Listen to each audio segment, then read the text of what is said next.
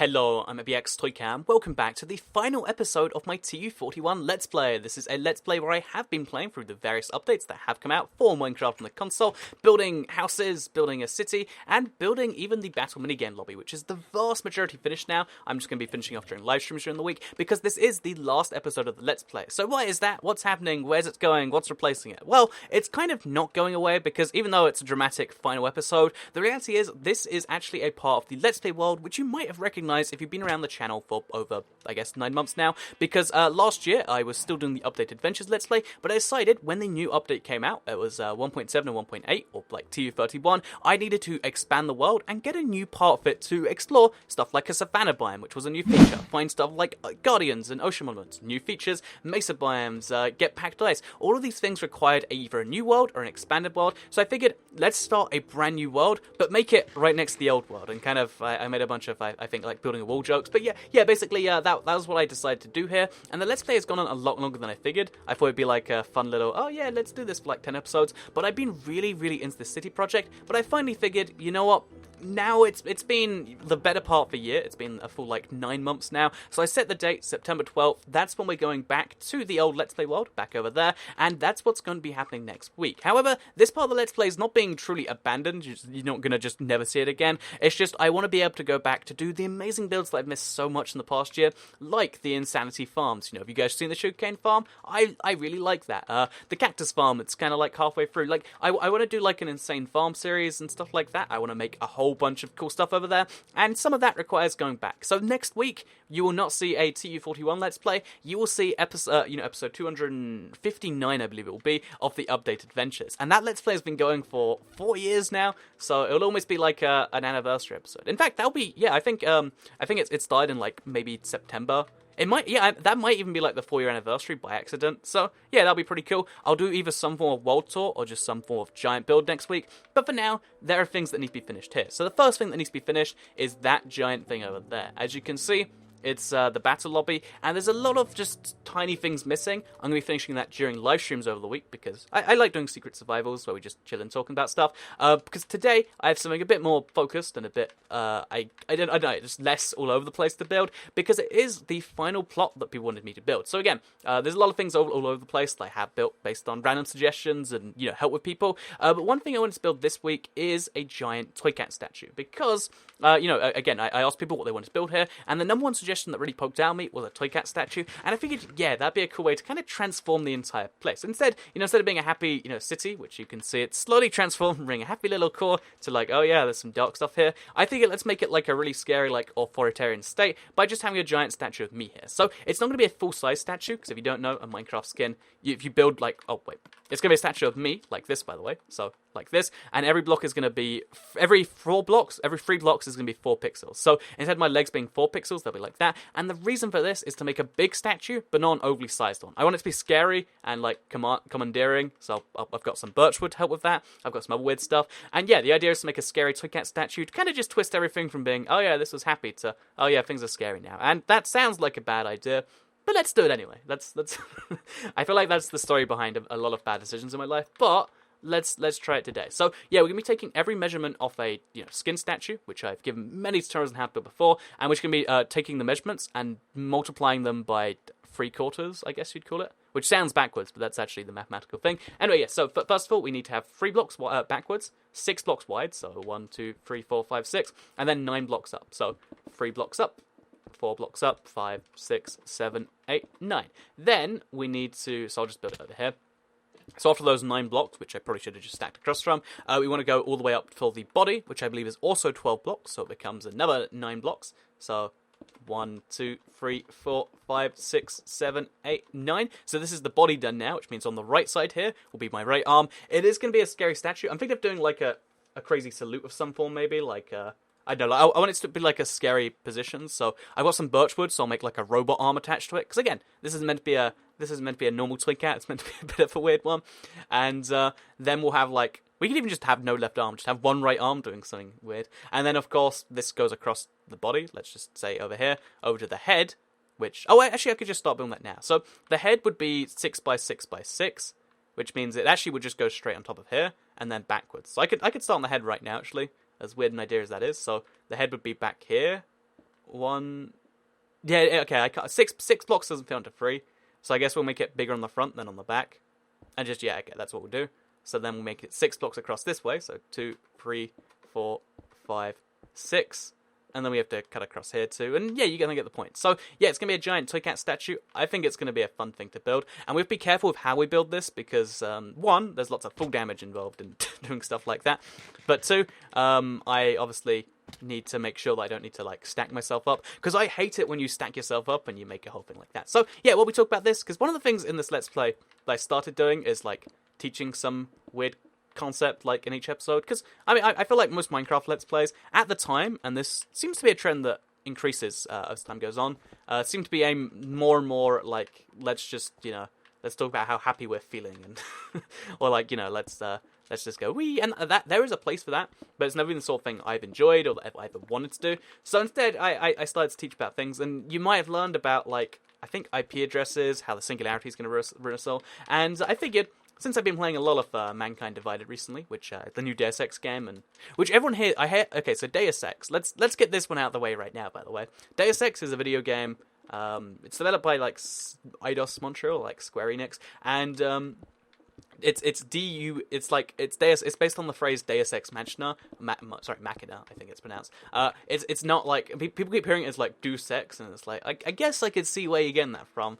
But I swear, when I say I'm gonna go play a video game, I'm not saying I'm gonna go. That would be a weird thing to say, right? Like even if even if that was what I was saying, that would be weirder than me going to play a video game. Like, oh yeah, just gonna go do sex now, guys. Like that doesn't even, whatever. Anyway, point being, I just wanted to get that one out of the way right now so that people aren't like, you know, Toycat sure does keep talking about this, you know, do sex thing. But point being is that I've been playing a lot of that game, and it really actually it's one of the things that really, I guess, drove in. Yeah, drove in, I guess would be the phrase. Like my I guess obsession with the singularity, because the singularity, if you don't know, is the point in time at which technology becomes better at making technology than humans are. Because right now, the best way to make a new, you know, super fast processor is we get a bunch of scientists in a lab together. They use this crazy, like, multi-billion-dollar technology, and then we end up with new, faster processors, or new, faster whatever else. And, yeah, basically, at some point in time, computers will be better at doing that than humans, so we don't have to be involved in the process, because computers can make the next generation of computers, which can make the faster generation of computers, and so on and so forth,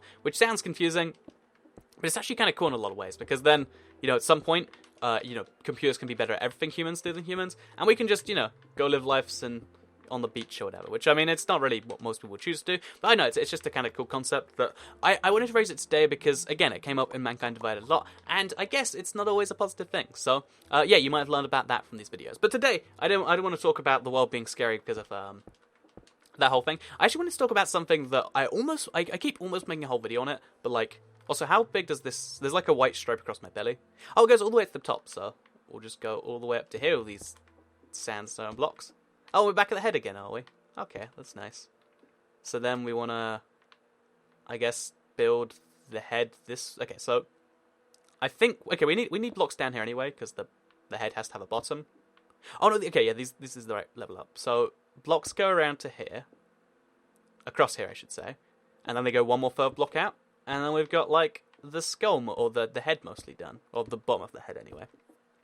So you can see why this is going to be a really tricky build. But yeah, one of the things I want to talk about was fractional reserve banking, because I keep almost making a video on currency and stuff, because you have no idea how interesting, like, money as, like, a subject is to me. And maybe it shouldn't be. Maybe that's like, oh, something, darn you, capitalist Toycat, or what, I don't know. I don't know what you're going to say. But, like, the very concept of, like, we have these magic pieces of paper in our wallet that we give to people, and they give us nice things, right? Like they're like those love notes that couples make each other, except they work with anyone in the world. Imagine if you had a coupon that could say, like, you get one free hug, but it's not just applicable with your girlfriend or your boyfriend or your mother, or I don't know who does those. Like whoever gave one of those coupons, it works with like a man, you know, a businessman, or like Bill Gates.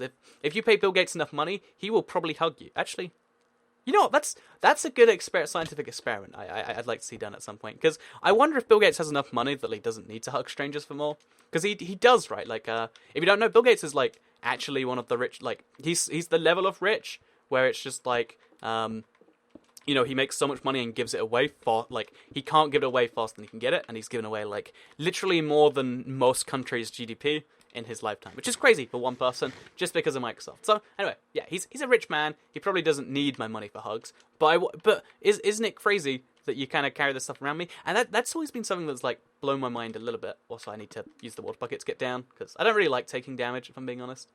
Oh, look how perfect that. Okay, I got ahead of myself. Start calling it perfect.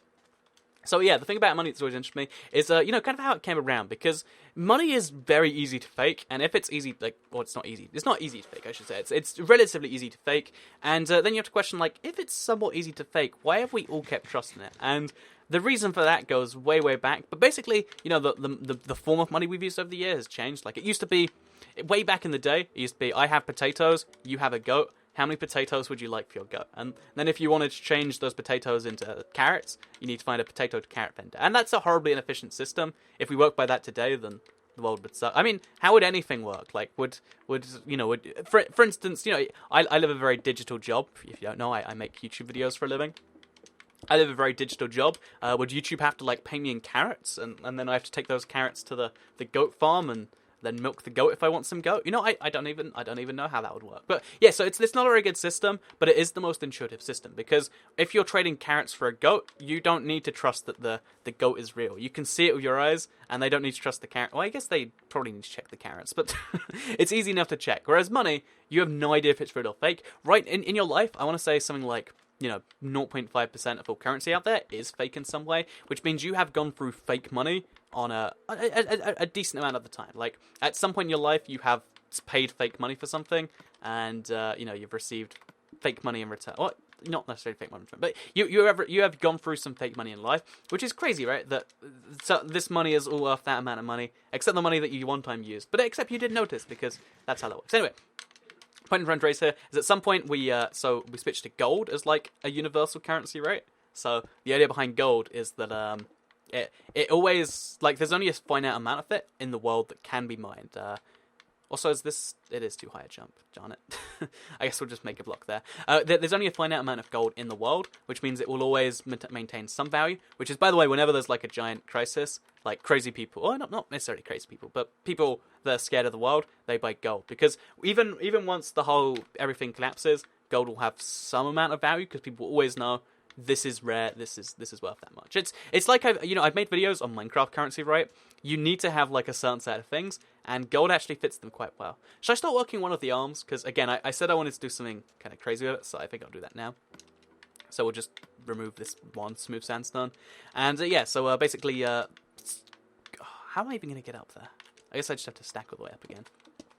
So gold is like gold is a really interesting concept, because there is it kind of functions as the base form thing. So after people started using gold as a currency, then banks started coming in. This is banks' like original purpose, by the way. So how if you read a banknote, what it actually says is, I promise to pay the bearer. Wait, I've got one right here actually. Oh no, I don't. I've got coins. I don't. Okay, so I've got a Swedish banknote, and I can't read it, but I'll just pretend that it says, I promise to pay the bearer on demand the sum of 5 Great British, or 100 Swedish krona or whatever. It doesn't say any words on there, but that's the basic point of them. And the idea was that you stored your gold in a vault, and then you could transfer the rights to that gold, because the note was signed by the bank, to other people. So if you wanted to give the gold to your friend, instead of having to lug gold around, because that's a really inefficient system, you just give them the note which tells the bank, which the bank has given you, which basically lets them know, oh yeah, I can go to the bank whenever I want and pick up that gold. So that's how money worked for the longest time.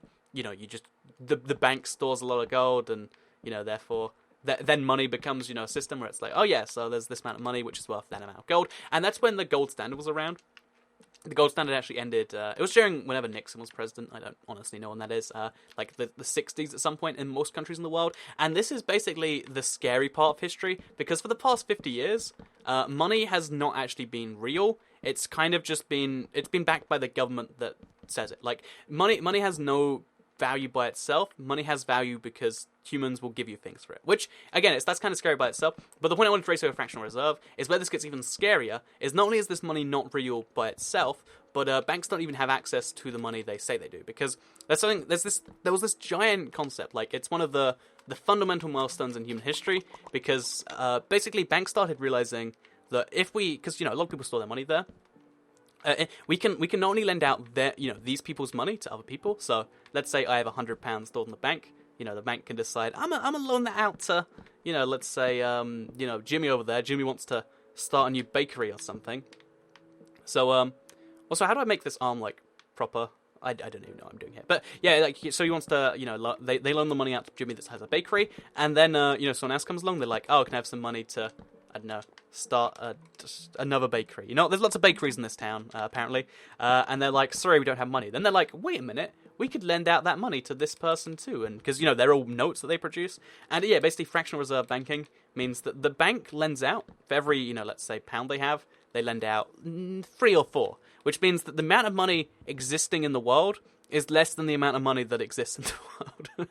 Which is, and it's one of those things that when you first hear about, at least for me, it like really broke me. Like, so everything that the whole thing the world is based on, like the reason most people do stuff is because of money. It's all actually fake. So the point I'm trying to raise here is if you're ever like, oh no, I'm scared that this that, just remember the entire world could collapse at any time, and it just hasn't for the past 50 years.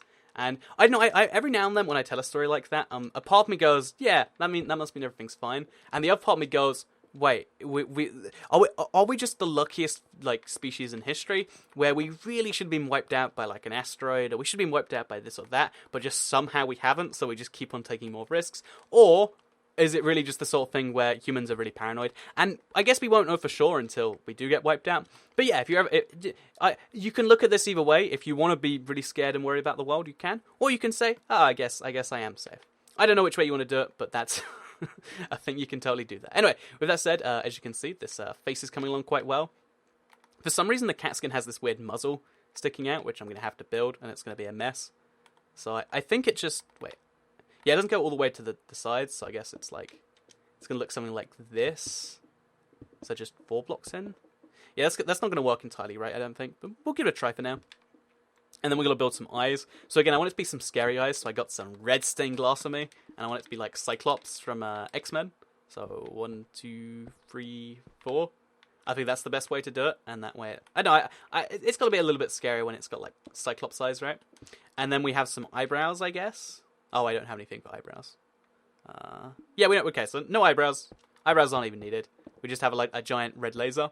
And then I'm going to see what this looks like from the front. And if it's all good, then we'll call it that. So, yeah, this should be my giant robotic cat. Yeah, I love it. I love it. Ooh, actually, the longer you look at it, the weirder it looks. But at first it looks like a robot, and then you realize, it's not a very good robot. Anyway, let's hop down. Same water bucket technique as before, but this time a bit longer. So I can actually get down properly. Anyway, so, oh, poor dead bush. So this is what the Toycat statue is going to look like. I think even at 3/4 scale, it's a bit bigger than I'd like, but now you can see why I didn't want it even bigger, because then it'd just be, like, ridiculous. Like, you see a statue of a guy that's, like, makes him look big, and you're like, wow, that's cool. You see a statue the size of the Earth, and you're like, that guy has to... Like, the Statue of Liberty is actually pretty small. In movies, it feels big, but if it was any bigger, it'd be a bit ridiculous that, like, oh yeah, this gift from the French is, like, that huge and stuff. I don't know, to me, that's a weird thing. In fact, countries giving each other's gifts has always been a weird thing to me. Because, I mean, a country can never send back another country's gift, right? Like, imagine if the US were like, you know what, we don't really want a statue of a woman, here. Because, it was back in, like, the 1800s when I imagine that would be, like, a negative thing. But they're just like, oh, yeah, great gift, France, we love it. We'll hang it up right there, right in New York, our favourite city, Every now and then I pitch that anyway. So yeah, another thing I wanted to raise the point of today while we're talking about, I know I guess that to make things more positive than the world is always ending. Here's a really positive way to look at money, right? So in your life, even at like a really low average annual salary of like whatever the minimum is, you're gonna make somewhere in the millions across your life. Like 50 years of working. $20,000 a year, which, as I understand it, in America is really, really low, right? I don't. This is just based on my reading online. You're gonna make like $1 million at some point in your life, and I feel like a really good way to count money, if you ever get like kind of bummed out about it, is instead of counting by how much you have right now, to have like a lifetime total and keep treat it like an XP bar.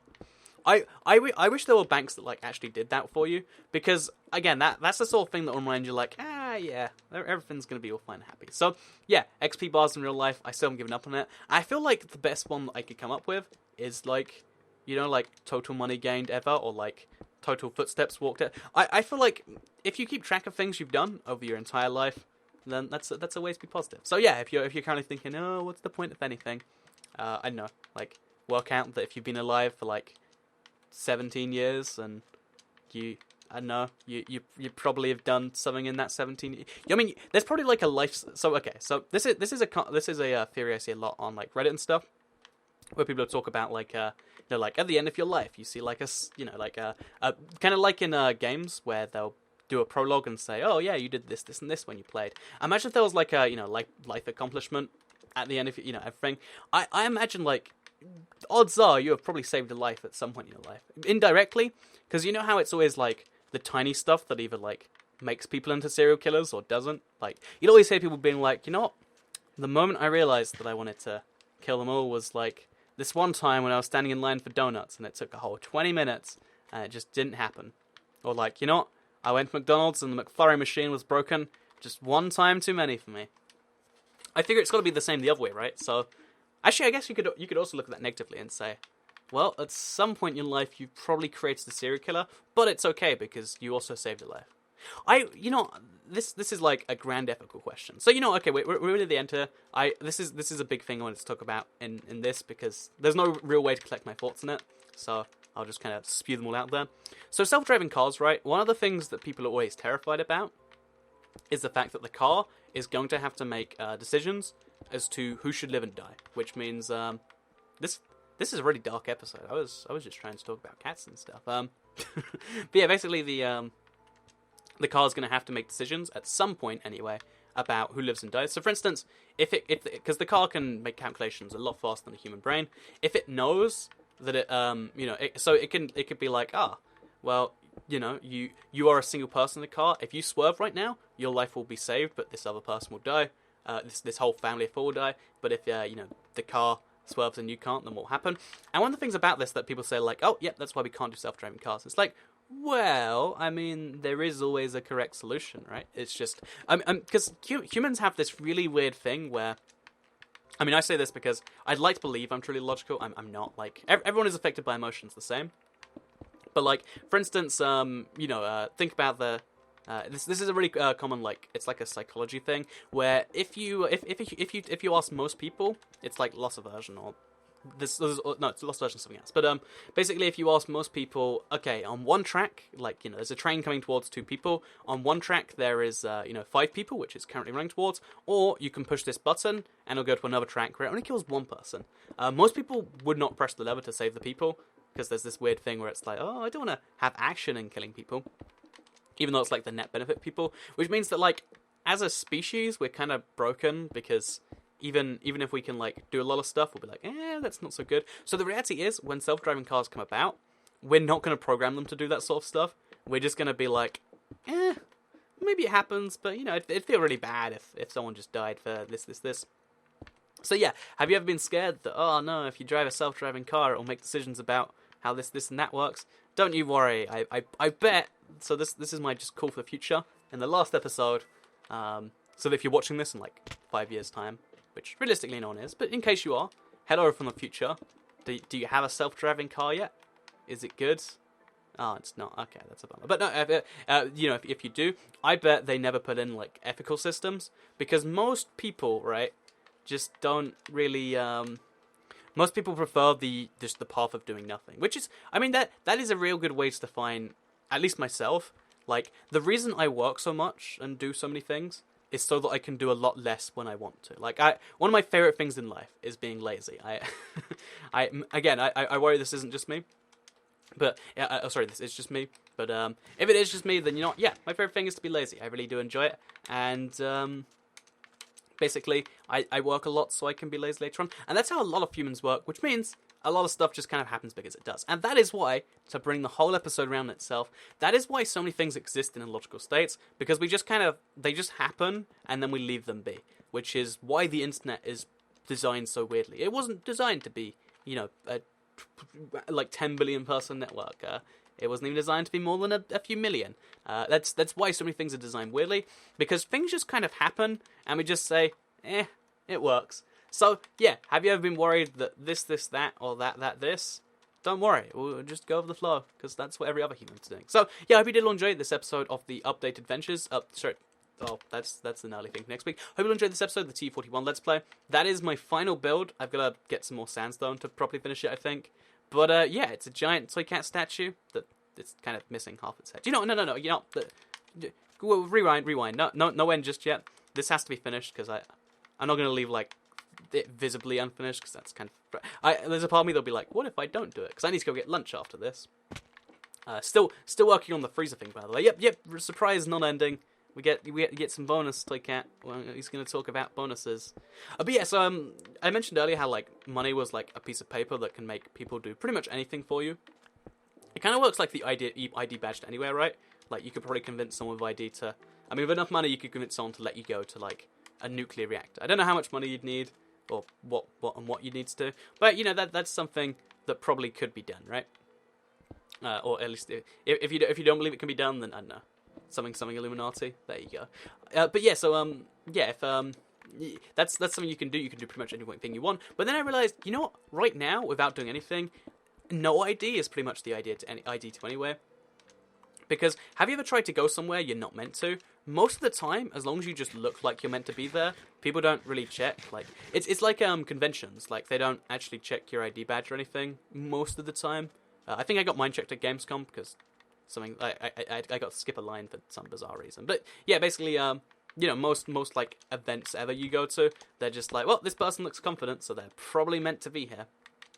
And that's like one of the most amazing tips for life. Like, if you just look confident and pretend you're meant to be somewhere, you can get in a surprising number of places. So yeah, if you don't have money, you actually secretly have the ID to anywhere. You just have to believe in yourself. And maybe that's a more motivational message to end on. Rather than saying, you know what, humans are messed up, but maybe we'll be fine anyway. Why don't I end on, you know what, if you just believe in yourself, then you can do anything, except live forever. Which, I mean, it's probably going to be theoretically possible in our lives. That's like a scary thing that at some point, some generation will have to deal with, being the last generation to, like, age and stuff. You know what, this isn't the right topic for the end here. But yeah, so now we just need to get into the head somehow, which I guess we'll just place a block there. And then finish off the last few blocks here, because these are kind of bugging me. It is going to be a one-armed Toycat, although... Oh, no, wait. Good idea, though. Let's have a stub just to show that it is one arm, because I feel like that shows strength or something like that. I know, one-armed people, in theory, you should look at them and say, you know, yeah, that's kind of a bummer. But I think the reality is most people look at, like, one arm and say, yeah, that's courage, you must have done something cool to lose an arm. Which, again, seems backwards, but it's the way the world works. So, we do have a few more blocks to place around there. Okay, you know, it's close enough for me. Then we'll kind of close up most of the back, so it's not too overly visible. And, yeah, I think that is now going to be mostly finished. So this is the Toycat statue. He stares over the world. See, the stub really helps know that there is no arm there. Pretty good reason. And he's got a wooden arm on the other one. And, yeah, he looks over the world. And, I don't know, it's like a police state, but Toycatopia. Anyway, hope you did enjoy this final episode of the TU41 Let's Play. Now it's really ending. There will be live streams during the week to finish this gargantuan, like, you know, this wall needs to be finished. If you look inside here, there's a couple of giant towers there and there that need to be done. But yeah, I'm going to be finishing that during the week in... Oh, I thought I heard a creeper, but it's something outside. During the week, and if you want to see those live streams, then, I don't know, turn on notifications, or just hope you end up in one. Either way, hope you will enjoy this Let's Play, because I'll see you all in the updated adventures next week.